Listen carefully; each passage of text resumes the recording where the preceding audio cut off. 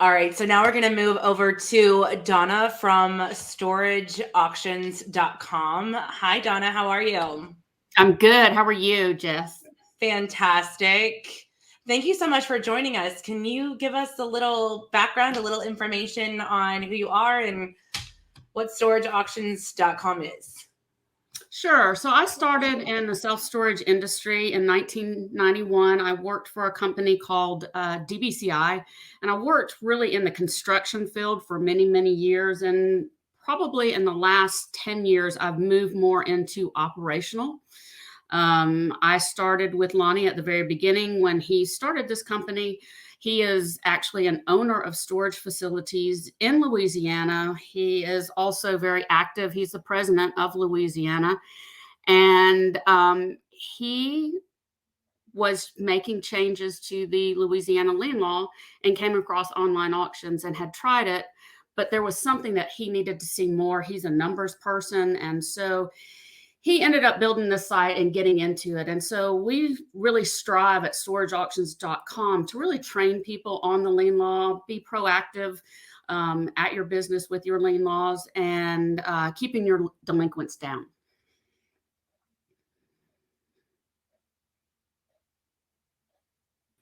That's amazing. Thank you so much. So obviously what we're going to be talking about today is don't be lenient with your lien sales, and I'm going to let you take it off. All right. So I'm Donna. I know you guys were expecting Pete, but if you've been traveling anytime lately, you might be just like him, got mixed up in that Southwest American Airlines. So you kind of have me today. But so we're talking about lien sales and being vigilant with your lien process. So the SSA has made tremendous strides, and a lot of state associations with changing the lien laws. And this is my biggest pitch right now is if you're not a member of a state association or you don't have a copy of your lien notice, please, please, please join an association, learn about it. The SSA has tons of resources out there. They have books for every state. But so many of the lien laws have been changing. One of the biggest pushes we have in our industry right now is getting rid of that newspaper ad and going to online ads. And a lot of states have been really, really successful in it. Unfortunately, here in the state of Georgia, we still have to run two newspaper ads. But learn what your state is doing. If you've gotten rid of that newspaper ad, good for you, and try and do online ads because they're cheaper. You can do Facebook, you can do Craigslist. A lot of online auction platforms have a legal notice section. You can post there for free. So if you have gotten rid of the newspaper ad in your area, definitely take advantage of that. That is a tremendous savings for owners to get rid of that. The other thing is certified and verified mail. I can't tell you, how many people I talk to that have no idea what verified mail is. Verified mail is you can go to the post office, and if you ask them what verified mail is, they don't know. It is proof of sending. It is just a little certificate that you write your return address, where you're sending it to, they stamp it. It's less than $2 to do that. And the great thing about verified mail, not only is it cheaper, but if you send it to an address, the last known address that you had, and it's gone verified mail, and they have a forwarding address, then it will go to their forwarding address. Whereas if you're sending it certified, you're sending it to one address, and you may or may not get that little green ticket back before you even have the auction. So it's much cheaper. It's an easier way to do it. And some states have verified email. You just need to look at each one of your state's lien laws and your leases to see what is allowed within your state. And a lot of the states have changed their how many notices they send. I was just saying that Georgia has 2, whereas Alabama just changed their lien law from 2 to 1 notice. So you just need to look at the state, see how that changes, and adjust your procedures that way. And everybody should have a procedure for their company, whether they're one store or 100 stores. Make sure your employees know what that procedure is and make sure they follow it, because you want to optimize. I mean, obviously the auctions are probably the worst part of our industry, but if you follow it properly, it's not that difficult to follow. Late fees. Does your state outline the fees? Do they tell you how much you can get? Some of them do, some of them do in the leases. But if you can have separate fees for each, that's the best way, because you can always, if the tenant comes in and pays, you've already cut the lock, you've already overlocked them, then they come in and pay before the auction, you're able to charge them those fees that you've already done for your efforts in trying to get them to come in and pay for their last bills that are due. Partial payments. Does that stop it? No, it really does not stop it. And some leases outline it, some lien laws outline it, that yes, you can take partial payment, but it doesn't stop the process. So once again, it's being very vigilant on what has changed in your state. You can go get your lien laws from the Self-Storage Association. Most online auction platforms have them. Please print them out so that you're aware of what's changed, because I think there's over 13 states that have changed this year, new lien laws. So make sure you are looking into that. Schedule your auctions regularly. This is really important because, you know, what I've found from so many people is a lot of people will put in their office, it's a whole schedule, a whole calendar for the whole year, and it has dates on here, and at the top it says auction schedule. It's a great way for your customers or new tenants to know that you do have an auction schedule. You can always ask them if they want to be on your email list for your auctions, because there's a lot of times that your tenants become your customers for your auctions. So the other thing that this does too, by scheduling them regularly, you're in that process. If you don't schedule these and you don't put people into the auction process, you're never going to get through the whole process. So why I'm saying this is, if you put this up here, make sure you can always take somebody out of an auction, but if you don't at least start that process where you overlock them, you send them late notices, all that, then it's a pretty big process to start back over. And here's really a prime example of that. This is just Georgia itself. So just from the process, from the day that they're late to the process that you can actually sell their unit, you can tell is 61 days.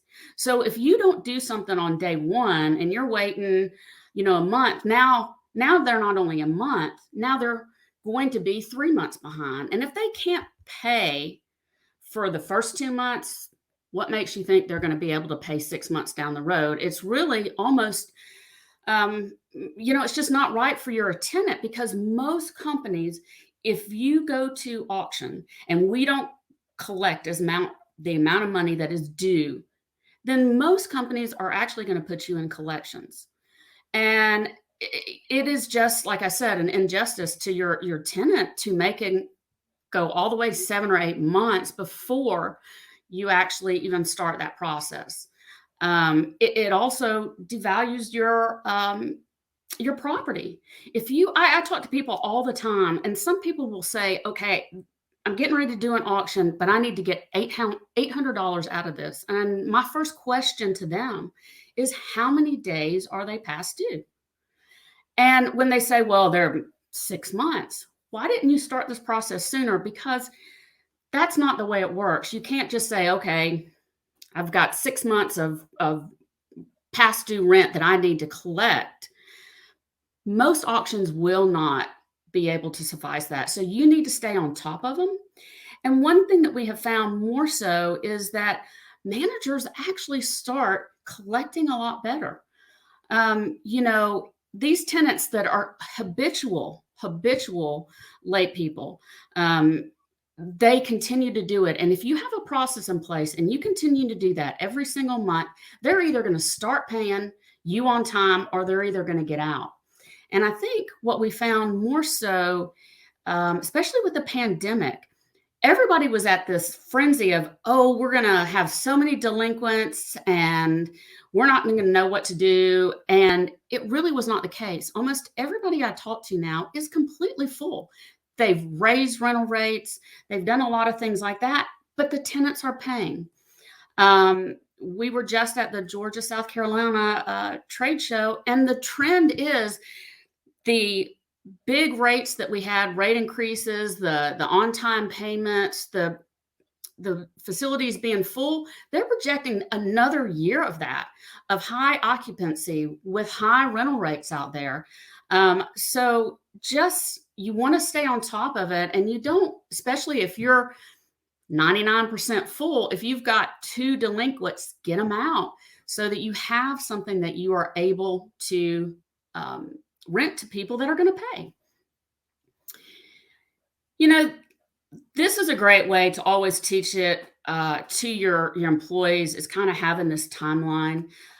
We do it a lot when we do a lot of talks, and it's basically a timeline so that your manager knows exactly what they're supposed to do on what day and everything like that. As you can tell, once again, it's 61 days. And in Georgia, you do have to run 2 ads. So make sure when you start that process that you make sure to get that tenant in there and you start everything and you go that whole process, because waiting 2 or 3 months down the road just hurts your delinquencies and it hurts the value of your property. And with the end of the year coming, if you have a lot of delinquents, you need to get rid of them now before the end of the year and get them off your books. It just does not help the value of your property. So stay vigilant on your delinquents. Make sure you know the process. Make sure that you have a procedure in place for all your employees, and they are very clear on this. And make sure you're doing, quarterly audits, just to make sure that the tenant's name on the lease is correct and everything is kind of balancing. If you're not doing quarterly audits, start doing them, or get somebody to come in and do them for you. That's a great way to stay on top and not have a bunch of files down the road as you're trying to do an auction and not having the correct name, not having anything like that in place. So just have a procedure in place and make sure that you stick to it.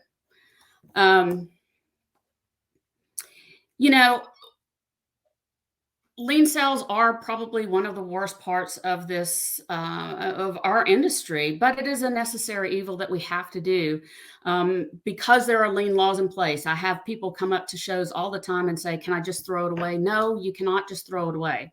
You have to follow this procedure. But there's also different things. You can also have outside services that help you with this process. I know there's a late to lien out there that helps people. There's an AI lien that helps people, things like that. Or we have just a digital one on our site. It doesn't check to make sure that the names are there or anything, but it's a double check on the timeline.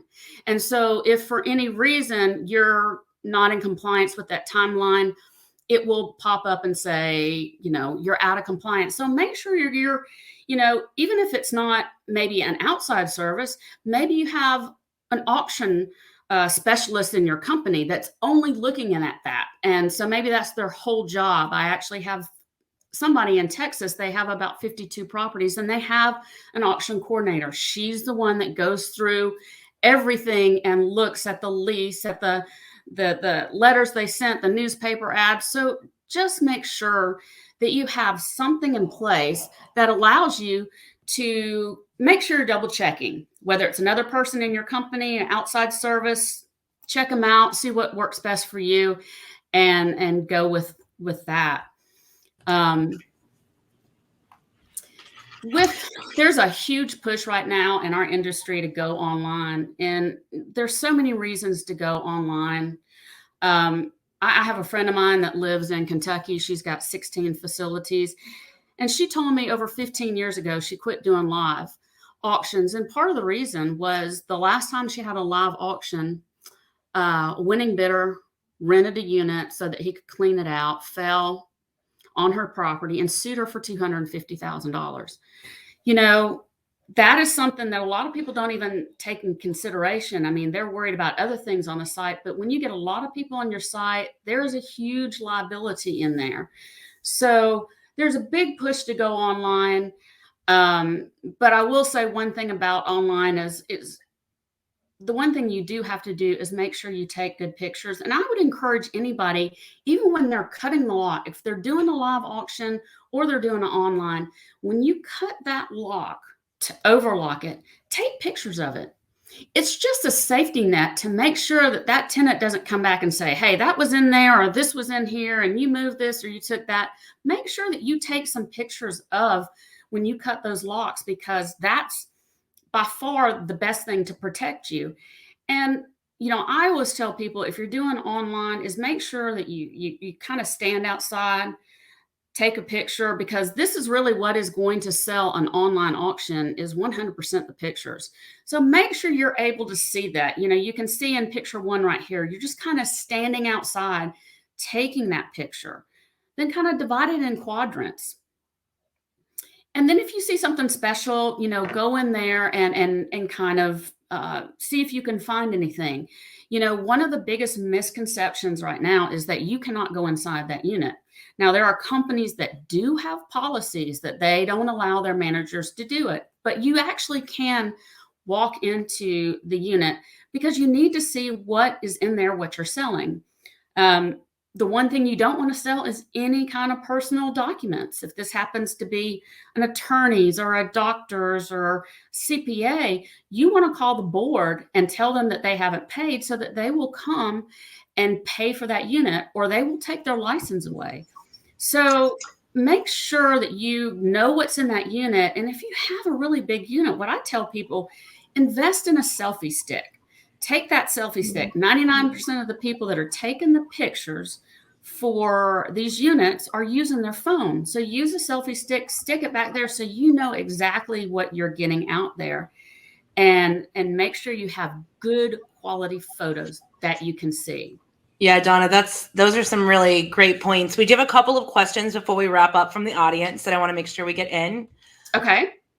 Damon Emerson said that he saw recently in a Facebook group on social media this question, and I think it's fantastic. Do you allow tenants to bid on their own belongings at the auction? So there is legally you have to. Yes, legally you have to. Now I know that there are some. I know U-Haul puts in theirs. There are probably some. I know there are some other larger operators that have it in their lease that the tenants cannot purchase it. Legally, it is supposed to be a commercially reasonable auction. And for that to be, yes, you're supposed to allow the tenant. The best thing to do is if you want that tenant to, if that tenant wins it, tell them they have to get out and then put a credit on or credit hold on what they still owe you for credit. Yeah, I mean, that's a great answer, honestly. That's a really tricky situation, right? Because we want them to pay their entire bill, or at least make some kind of arrangement on how to get out of the unit. So I think that's some great advice there. The other question we have is, what is the best way to find lien laws, conferences, classes, or I would throw in maybe a state association or national association to that as well? Yeah, I mean, I would first reach out to your state association and see, because a lot of them have leases. A lot of them have the lien laws. They even have checklists, timelines, things like that. But you can always go to the self-storage association, the national1.org. They have all the lien laws listed there. And they also have these books I was telling you about earlier, which is each state. And it's a small investment. I think they're less than, each one is probably $50 or $60, but it is such a big investment just for the well-being to make sure you're following the lien law. Yeah, I mean, definitely. I think that this is one of the things that we have to take the most seriously within self-storage, because there can be so much repercussion that falls from it. Not just that, but also the reputation of your facility itself can be at stake if something goes really, really bad. Can you just give us some basic points? I know you were giving us some rundown on like how to be most successful. If you could tell somebody two things off the top of your head that makes you absolutely over and over again successful with selling online, what is that? Well, one is going to be take the pictures. You want to make sure these are actually pictures from Match.com. You want to make sure that you have those pictures up on an online platform for at least 10 to 14 days. Have your ads. We always tell people when you run your ad, put your pictures up. The reason is they go and see that ad, and then if they see on there that it is on an online auction platform, they go to that platform and see them not there, then they obviously think that the tenant has cured the debt. So I always tell people to get those up there before. That's fantastic. Thank you so much for joining us. I went ahead and dropped in the chat your virtual booth. If anybody would like to get in contact with you guys, you can do so through there. And I think there's some great videos that you guys have uploaded there as well. So please make sure that you are checking it out. Actually, you know what, Donna, can I just ask you one more quick question before we go? When you have customers that no longer are able to, they waited too long, they can't get as much money out of it, what is the best way to recoup that? Do you see that people are sending that to collections? Well, I do see that a lot of people are sending it collections. Now, you know, keep in mind that there's a collection company out of Atlanta that's a national one. You know, a lot of times you put it on there and it might take a while for you to get that money back, but if they end up going and buying something somewhere down the road, then they're going to have to clear that up. And that's, I would say, typically where most people get their revenue back is when somebody actually is buying something. Beautiful. Well, again, thank you so much. Again, if you guys are interested, please check out where I dropped in the chat for her virtual booth. Again, thank you so much for partnering with us and just for being amazing. We love having partners like you. Well, thank you. And we love having partners like you guys too. So thank you.